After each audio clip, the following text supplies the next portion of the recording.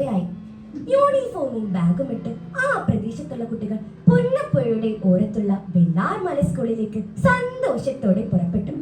പല വീടുകളിൽ നിന്ന്, വിവിധ സാഹചര്യങ്ങളിൽ നിന്ന്, പല പല ഗ്രാമങ്ങളിൽ നിന്ന്, സമ്പന്നനോ കഴിവ് കുറഞ്ഞവനോ എന്ന ഭേദമില്ലാതെ, ജാതി മത വ്യത്യാസമില്ലാതെ അടുത്തുള്ളവർ നടന്നും ദൂരെയുള്ളവർ സ്കൂൾ വാഹനങ്ങളിലുമായി സ്കൂളിലേക്ക് വന്നുകൊണ്ടിരുന്നു.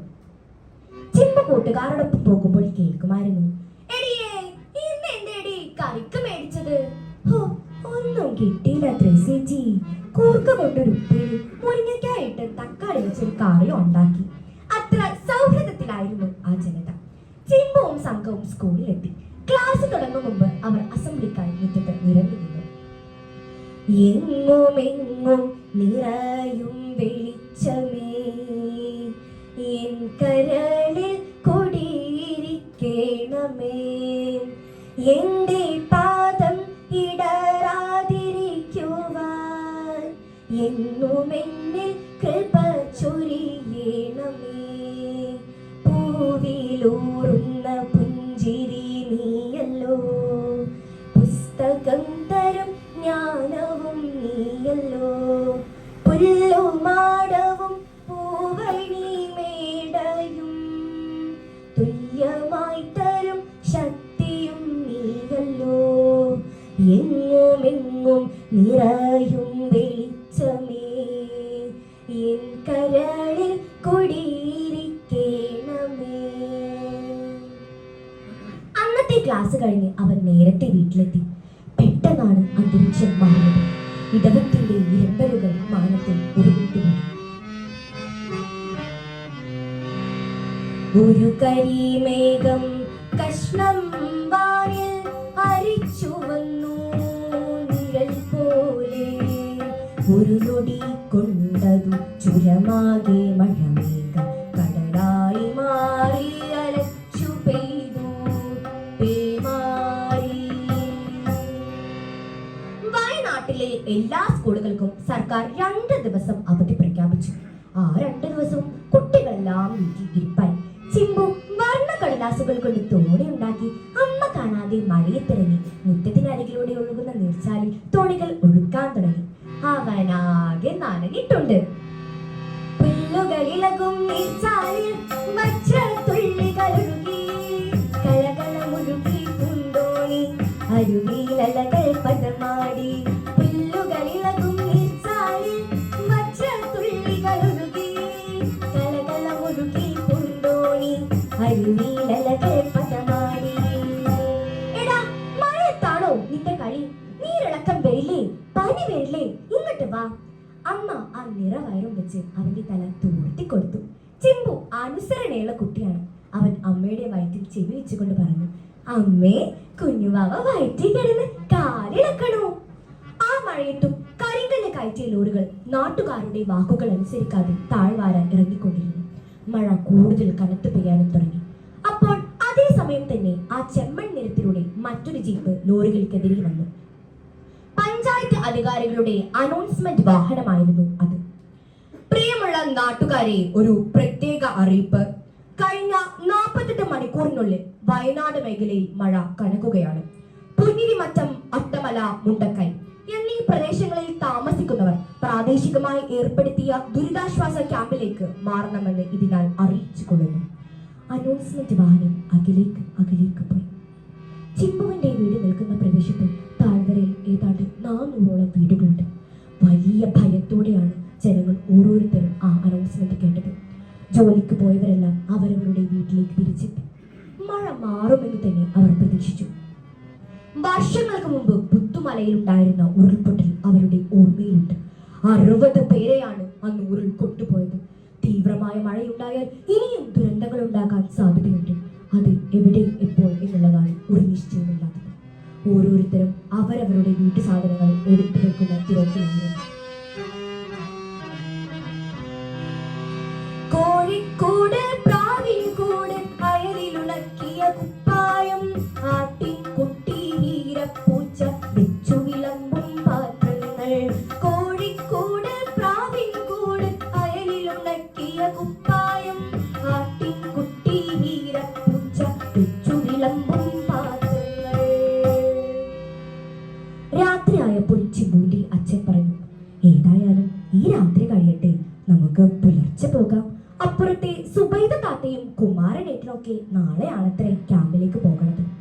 അങ്ങനെ ആ രാത്രി അവിടെ തന്നെ കഴിച്ചുകൂട്ടാൻ അവർ തീരുമാനിച്ചു.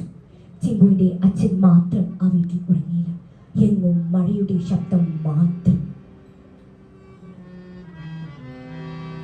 തുടികൊട്ടി അലറും പ്രകൃതിയിലന്ന് വെളിച്ചമെല്ലാം അലഞ്ഞു പോയി. ബഹുദൂരമകലെ മുഴങ്ങി കരിമേഘം മൂടിയ വാനം. കിളികൾ ചിലച്ചില്ല, കാലികൾ ഉറങ്ങിയില്ല, ദിക്കുകൾ നാലും കിതച്ചു നിന്നു. അയാൾ അസ്വസ്ഥനായിരുന്നു. ചാലിയാറിന്റെ പോഷക നദി അയാളുടെ മനസ്സിനെ എന്ന പോലെ വല്ലാതെ ശബ്ദമുണ്ടാക്കിക്കൊണ്ട് കുത്തിയൊഴുകി. ഇടക്ക വെച്ച് ചിമ്പു ഉറക്കത്തിൽ നിന്ന് തെളിഞ്ഞപ്പോൾ അച്ഛനൊന്നും മയങ്ങിയതായി അവൻ കണ്ടു. അവൻ അച്ഛനെ വിളിച്ചു.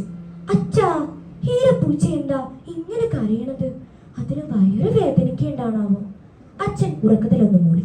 എന്നിട്ട് പറഞ്ഞു, എന്റെ കുട്ടി ഉറങ്ങിക്കോ, രാവിലെ ക്യാമ്പിലേക്ക് പോകാനുള്ളതല്ലേ.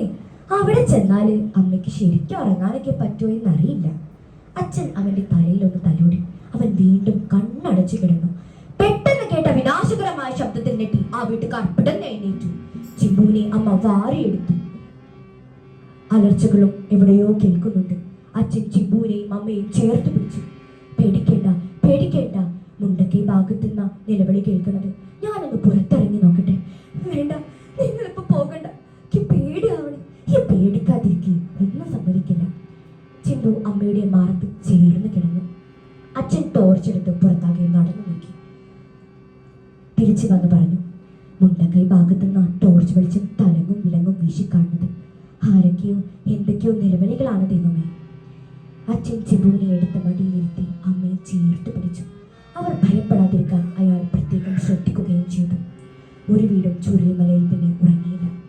കാടിന് മുകളിലൂടെ ടോർച്ച് വെളിച്ചം പാഞ്ഞു നടക്കുന്നുണ്ടായിരുന്നു. ഏതാണ്ട് 3 മണിയായി കാണും. ക്ഷീണം കൊണ്ടും ഭയം കൊണ്ടും എല്ലാവരും ഒന്ന് മയങ്ങി കണ്ണടച്ചു. കോറിൽ നിന്നുള്ള വെടിമരുന്നിന്റെ ഉഗ്രസ്ഫോടനം കേൾക്കുന്നത് പോലെ ഒരു പൊട്ടി കേട്ടു.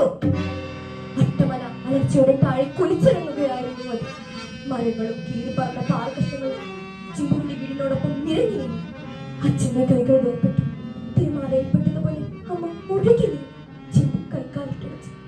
അച്ഛനെവിടെ, അമ്മ എവിടെ, ഹീരപ്പൂച്ചയെവിടെ, എന്റെ വാവയുണ്ട്. അവന്റെ കണ്ണിലും ചെവിയിലും മൂക്കിലുമൊക്കെ ചെടി പോലെ എന്തോ നിറം. മണ്ണവനെ പൊതിഞ്ഞു. ഇല പോലും അനങ്ങിയില്ല, തണുത്തവരുണർന്നില്ല. മുറുകെ പിടിച്ചൊരാ ഭയത്തിലും കൂടി അകത്തോ പുറത്തോ എന്നറിഞ്ഞുമില്ല. നേരം പുലർന്നെന്നു തോന്നുമ്പോഴും ഉണർത്താൻ കിളികൾ വന്നുമില്ല. മനുഷ്യന്റെ ആർത്തിക്ക് പശ്ചിമഘട്ട മലനിരയിലെ സാധു മനുഷ്യരെ കാണുന്നതിൽ പങ്കെടുത്തു. ഒന്നുമറിയാത്ത നിരവധി ചിന്തകൾ. വെള്ളാർമല സ്കൂളിലെ 49 കുട്ടികളെയാണ് കാണാതാവുകയും മരണത്തിന് കീഴടങ്ങുകയും ചെയ്തത്. ഇത് ആവർത്തിക്കാതിരിക്കട്ടെ. അതിനായി നമുക്ക് പ്രാർത്ഥിക്കുകയും പ്രവർത്തിക്കുകയും ചെയ്യാം. കൂട്ടുകാരെത്ര, നാട്ടുകാരെത്ര, ഉയിര് വിട്ട് മണ്ണ് വിട്ട് യാത്രയായി, യാത്രയായി. കൂട്ടുകാരെത്ര, നാട്ടുകാരെത്ര, ഉയിര് വിട്ട് മണ്ണ് വിട്ട് യാത്രയായി, യാത്രയായി. നാളെ പ്രഭാതം പുലരുമ്പോൾ കാണുന്ന സ്വപ്നങ്ങളെല്ലാം മാഞ്ഞുപോയി. നാളെ പ്രഭാതം പുലരുമ്പോൾ കാണുന്ന സ്വപ്നങ്ങളെല്ലാം മാഞ്ഞുപോയി. ജീവിതയാത്രയിൽ അവർ മാഞ്ഞുപോയി. ജീവിതയാത്രയിൽ അവർ മാഞ്ഞുപോയി. പ്രിയമുള്ളവരെ, ചിമ്പുവിന്റെ കഥ ഇവിടെ അവസാനിക്കുകയാണ്. നന്ദി, നമസ്കാരം.